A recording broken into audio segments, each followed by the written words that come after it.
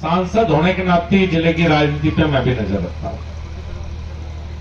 जब देवेंद्र कश्यप सक्रिय थे निषाद पार्टी में, मैं जब से उन्हें जानता हूं, मुलाकात मेरी कभी नहीं। उसके बाद वो जब फिशरमैन कांग्रेस के प्रदेश अध्यक्ष बने तो मैं उनके संघर्ष से प्रभावित था। एक व्यक्ति एक ऐसी पार्टी में संघर्ष कर रहा है जिसे आप कह सकते हैं जैसे मरे हुए सांप गले में ले लिया, ऐसी पार्टी। गलत तो नहीं कही भाई कोई बात, सच कह रहा। जो बड़े दम पर संघर्ष कर रहा। इस जिले में अखबार में किसी ने कांग्रेस का नाम नहीं सुना, कांग्रेस का नाम देवेंद्र कश्यप के कारण हम सुनते, नहीं तो कांग्रेस का नाम तो जा लिया। फिर मैंने देखा संघर्ष कर रहा है समाज के लिए, आप लोगों के लिए। तो संघर्ष के दो तरीके हैं जी। एक तो लड़ाई बाहर से लड़ो और एक लड़ाई सत्ता में रहकर लड़ो। बाहर की लड़ाई जिस पार्टी से मेरा भाई लड़ना चाहता था उसमें कुछ दम रहा ही नहीं। और ये सारा समाज जो मेरे सामने बैठा है, इनकी पार्टी तो भारतीय जनता पार्टी है, इनकी आत्मा तो भारतीय जनता पार्टी। मैं गलत तो नहीं कह रहा।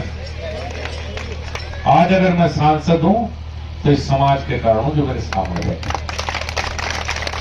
और मैं भी आपको एक बात बताऊं, आदमी जब नेता बन जा तो परिवार का टिकट मांगने लगे। मुझे 2014 में अपने सांसद बनाया, मंत्री बनाया। मेरे अध्यक्ष मेरे मंच पर बैठे हैं, क्षेत्रीय अध्यक्ष। बाकी नेताओं ने मांगे परिवार में टिकट और मैंने मांगा विजय कश्यप का टिकट 2017 हो या 22 हो, जिस विधानसभा में मेरा गांव है, मेरी वोट है, वहां से मैंने परिवार का टिकट नहीं, अपने मित्र विजय कश्यप का टिकट मांगा। 2022 में उनकी पत्नी को चुनाव लड़ाने का काम किया। विकट परिस्थितियों में इस बार भी चरखावल में मात्र 5000 वोट से आए, और वो भी इसलिए कि हमारे विरोधी जो वोट थी वो एकजुट हो गई। हम 2017 में विजय कश्यप प्रदेश सरकार में मंत्री बने और आज आप सबको देखकर मुझे उनकी याद भी आई। मेरे बहुत घनिष्ठ और अच्छे मित्र थे। मैं आपसे एक वादा करता हूं, सब समाज, पूरा समाज यहां बैठा हुआ है, ये तो भाग्य में होता है किसी राजनीति में क्या बने, लेकिन देवेंद्र कश्यप को मैं अपने छोटे भाई की तरह रखता हूं। और मुझे उम्मीद है जितना मेहनती, जितना जुझारू, जितना आप लोगों के 24 घंटे बीच में रहने वाला, जितना आपकी लड़ाई लड़ने वाला देवेंद्र कश्यप है, देवेंद्र कश्यप को राजनीतिक ऊंचाइयां छूने से मुझे नहीं लगता कोई रोक पाएगा। जरूर जाएगा, अपनी मेहनत से बल पर आगे बढ़ेगा।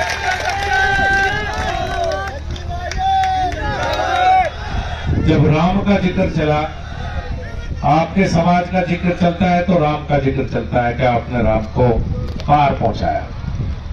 और 500 साल बाद उसका भी जिक्र होगा, वो नरेंद्र मोदी जी जिन्होंने रामलला को दोबारा वहीं स्थापित किया जहां उनका जन्म हुआ था। ये इस बार की चुनाव तो ऐसी लड़ाई है, सोचिए हिंदुस्तान में हमें 500 साल लगे अपने ही रामचंद्र को उनके ही मंदिर पर, उनके जन्म स्थल पर रखने के लिए, और वो सपना हम सबका पूरा हुआ है। उस सपने की वजह से ही इस बार कह रहे हैं कि अब की बार जो कपिल देव ने कहा 400 पार। बहुत लोग आएंगे, कोई आपको कुछ बहकाएगा। समस्या है कि मेरे भोले, ये जो मेरे सामने बैठे हैं, मेरा समाज भोला है। भकावे जी लोग आके बहकाते हैं, लोग आके कोई कहिए काली वाले बैठे भी भकाई माजा में, और किसी की तो क्या बात करूं। देवेंद्र भाई मेरे सामने बैठे हो प्रधान जी, इन्हें भी कोई ट्रैक्टर उठाएगा कहीं ले जा बकावे। अब देवेंद्र भाई आया तो देवेंद्र के बारे में तो बात, अरे भाई उस पार्टी में आया जिस पार्टी में समाज चाहता था कि देवेंद्र कश्यप ने, उस पार्टी में आया, आपके लिए आया, आपके हकों की लड़ाई लड़ने के लिए आया। और मैं आज आपको एक बात कहूं, हमने आदरणीय प्रधानमंत्री, मुख्यमंत्री के सामने कहा भी था, जुएल के बिजली के बिल फ्री के किसानों के लिए होना। आप भी किसान वर्ग से या मजदूर वर्ग से संबंध रखते हैं। मैंने बार बार उन्हें कहा कि ऐसी सुविधा कोल्हू के लिए मिलनी चाहिए। अब तक मेरी बात नहीं सुनी गई, लेकिन मैं एक बात मेरे मन में बहुत दिनों से है, और मुझे इस बात की पीड़ा और दुख भी है कि जिन्होंने मुझे सांसद बनाया, उनकी ये बात मैं नहीं मनवा पाया था। लेकिन मैं एक बात कहूंगा आज आपके बीच में कह रहा, इस चुनाव के बाद जो पहले काम पे मेरा टारगेट रहेगा वो ये रहेगा, अकिन को लोग दोबारा जिंदा करना है। हर गांव में 20-20, 40-40 कुल्लू लगवाने हैं और कुल्लू में बिजली का बिल मिनिमम हो, कुल्लू वाले को 2 रुपये बचे, ऐसा प्रयास करना। सारा देश गुड़ खा लगा, ये चीनी गई, सारा देश गुड़ शक्कर पे आ लिया। सबको पता कि वो फायदा देगा, चीनी नुकसान देगा, सबको पता लग गया। बढ़ता जा रहा कुल्लू का मामला, आप चिंता ना करो। ये सारे बड़े बड़े आदमी गुड़ शक्कर खा लेंगे जिनके शुगर होती, ये नहीं खाता कोई चीनी, ये हमारा ही गुड़ खाओगे और मुझे फटाना गुड़ खाओगे। और देवेंद्र भाई बात बताऊं, मेरे यहाँ 3-4 गांव में तो बहुत कुल्लू, खरड़, नोना खेड़ा, माजरा, ये तो बड़े है कुल्लू के।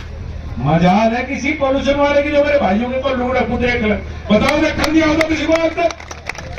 पॉल्यूशन देखो वहां दूषित है, कुल्लू को तो खुशबू आ रहे, जब धुंधराए पे बैठ जाना कितनी बढ़िया खुशबू है, कहीं तो पॉल्यूशन है उसमें, मजा आ जाए उस खुशबू को सुन के। मेरे तो कई बार जी करे लेकर के जाऊं, कुल्लू चल रहा हो और जाते के दिन हो और वहां बैठ जाओ, है बर्फ, इतना बढ़िया खुशबू आवेगा, उसे बताओ पॉल्यूशन बता रहे इतनी बढ़िया खुशबू को।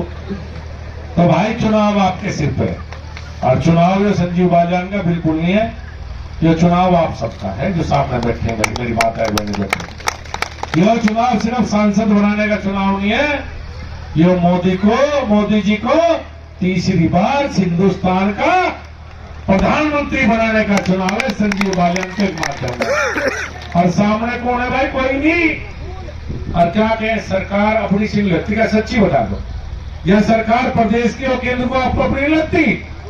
मैं हमेशा कहूं सब तरह तो थारी है सरकार, थारे बाद और का नंबर पर कुछ कहो जो चाहे, सबसे ज्यादा सरकार गांव में भी कह दे, सब कह दे भाई इनकी सरकार है, कहते हैं मैं सारे कह रहे, पर एक कमी है, मैं 2022 के चुनाव में भी देख लिया, अगर सारे मध्य प्रदेश तक कुल्लू आ जाते तो 5,000 का हारने की बजाय 15,000 की जीतती। सच बता रहा हूं तो सच्चाई है नहीं कड़वी। मैं गांव के रिकॉर्ड से चेक करे देवेंद्र भाई, मैंने देखा यार यहाँ तो इतनी वोट है अपने समाज की, ये कहाँ गई? मैं फोन करके पूछा भाई कहाँ थे, कह रहे जी मध्य प्रदेश को लूंगा जा रहे थे। भाई मध्य प्रदेश तक तो आना पड़ेगा, जी भी बनेंगे विधायक और जी भी बनेंगे सांसद, मैं सच बता रहा। सबको कहो वोट कम गिरे, हम वोट गिरनी पड़ेंगे जी भी सरकार बनेगी, सच बता रहा। और इतना शानदार, इतना सुंदर कार्यक्रम, मेरे छोटे भाई देवेंद्र कश्यप को शानदार कार्यक्रम के लिए, जोश भरे कार्यक्रम के लिए बधाई। और हम मिलकर भारतीय जनता पार्टी की सरकार बनाने का ये काम करेंगे, और जब सरकार बनेगी तो इस समाज की आपके साथ कंधे से कंधा मिला के इस समाज की लड़ाई लड़ने का काम भी आपका भाई आपके साथ मिलकर करेगा। और देखो जी बहुत बदलाव आ गया भाई, 2014 का पहले के दिन याद कर लो, कहीं पर कोई भगान आवे तो ना सड़क थी ना बिजली थी, गरीब को राशन भी मिला, टंकी का पानी भी मिला भाई, बिजली भी मिली और सड़क भी मिली। और इस गुंडागर्दी थे भी पंडा भी छुट गया, और कोई भेदभाव होना हमारे साथ बंद हो गया, जो भेदभाव कर करके हमारे साथ, तो सरकार अपनी है और अपनी सरकार को बनाकर रखा करें। बस इसी निवेदन के साथ आप सबका बहुत बहुत धन्यवाद।